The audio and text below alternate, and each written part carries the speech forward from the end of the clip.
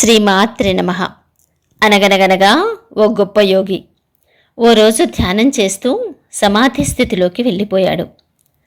శరీరం మీద ఎలాంటి స్పృహ లేకుండా దారి పక్కనే ఉన్న చెట్టుకు ఆనుకొని అలాగే ఉండిపోయాడు. అప్పుడు ఆ దారి వెంబడి ఓ దొంగ వచ్చాడు. ఇక్కడెవడో దొంగ ఉన్నాడు, అలసిపోయి నిద్రపోతున్నాడు, ఇతన్ని ఇప్పుడో అప్పుడో పోలీసులు పట్టుకుంటారు, నేనిక్కడ ఉంటే నాకు ప్రమాదమే అనుకుని ఆ దొంగ అక్కడి నుంచి పారిపోయాడు. ఆ తర్వాత అదే దారిలో అనారోగ్యంతో బాధపడుతున్న ఒక రోగి వచ్చి యోగిని చూశాడు. వీడు ఏ రోగంతో బాధపడుతున్నాడో ఏమో, ఇలా దారి పక్కన పడిపోయాడు, తోడు కూడా ఎవరూ లేనట్టున్నారు, అయ్యో పాపం అనుకుంటూ నేను తొందరగా ఇల్లు చేరాలి అనుకుంటూ వెళ్ళిపోయాడు. ఆ తర్వాత ఆ దారిలో ఓ తాగుబోతువాడు వచ్చాడు. యోగిని చూసి వీడెవడో తప్పతాగినట్టున్నాడు, ఇంటిదారి మర్చిపోయి దారిలోనే నిద్రపోతున్నాడు, నేనింత నిభాయించుకునున్నాను అని తూలుతూ పేలుతూ అక్కడి నుంచి వెళ్ళిపోయాడు.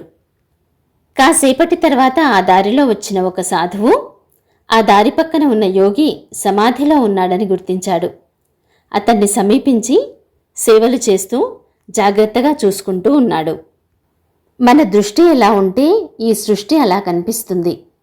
ఒక మహాయోగి ఓ దొంగకు దొంగలా, రోగికి రోగిలా, తాగుబోతువాడికి తాగుబోతువాడిలా, ఓ సాధువుకి మహాయోగిలా కనిపించాడు.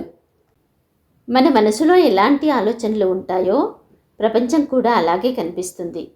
ఎదుటివారిని చూసి తీర్పు చెప్పే ముందు మన ఆలోచనలు ఎలా ఉన్నాయో చూసుకోవాలి. మనలో స్వార్థం ఉంటే ఎదుటివారు కూడా స్వార్థపరుల్లా, మనలో కల్మషం ఉంటే లోకమంతా కల్మషంగా కనిపిస్తుంది.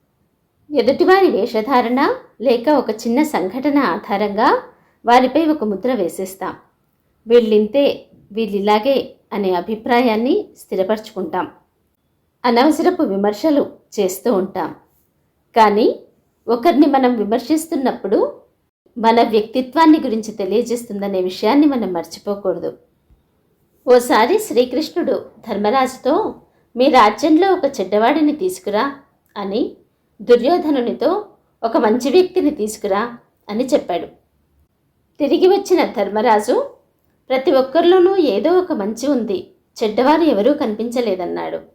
దుర్యోధనుడు ప్రతి ఒక్కరిలో చెడు ఉంది, మంచివాడు లేడని చెప్పాడు. ఒక గ్లాసులో సగం వరకు నీళ్లుంటే కొందరు గ్లాసులో సగానికి నీళ్లు ఉన్నాయని సంతోషిస్తే, కొందరు సగం గ్లాసు ఖాళీగా ఉందని ఏడుస్తారు. పాజిటివ్ మైండ్ సెట్ ఉన్న వ్యక్తులకు కష్టంలో కూడా అవకాశం, నష్టంలో కూడా లాభం కనిపిస్తాయి. మార్పు మనతోనే మొదలవ్వాలి. మన లోపల వెలుగు పెంచుకుంటే చీకట్లో ఉన్న లోకం కూడా వెలుగుతున్నట్లుగానే కనిపిస్తుంది. ఆ మానసిక పరిణతి మనలో రావాలంటే మన హృదయంలో నిరంతరం ఒక ప్రశాంతత కావాలి. మన హృదయమే ఒక ప్రశాంత నిలయమైపోవాలి. భగవన్మయుడైన చైతన్య శక్తి దగ్గర మనస్సును కేంద్రీకరించగలిగితే ఎప్పుడూ మన మనస్సు ప్రశాంతంగా ఉంటుంది. ప్రశాంతంగా ఉండే మనస్సు లోకానికి వెలుగును, ఆనందాన్ని, సంతృప్తిని ఇస్తుంది. ప్రయత్నిద్దామా? జై శ్రీరామ్. ఇలాంటి మరిన్ని మంచి కథల కోసం లైక్, షేర్ అండ్ సబ్స్క్రైబ్.